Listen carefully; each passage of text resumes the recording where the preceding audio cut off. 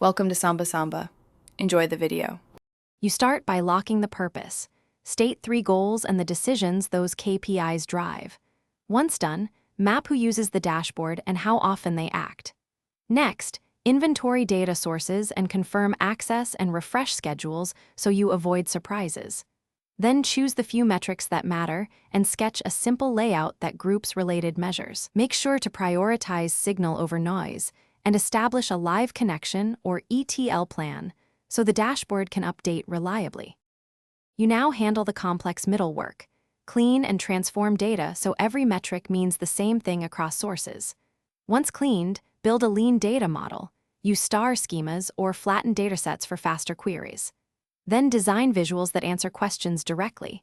Choose charts by comparison, trend, or composition.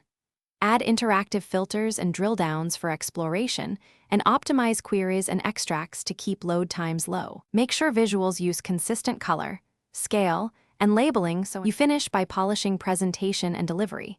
Tidy titles, consistent colors, and concise tooltips so users read faster. Once polished, deploy with version control, access rules, and a scheduled refresh. Make sure monitoring alerts on failures.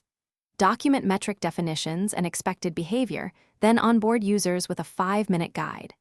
If things go wrong, check the data pipeline first, replay the ETL logs, and verify source timestamps. That single check resolves most issues and gets your dashboard reliable again. Thanks for watching. Consider subscribing if we helped you.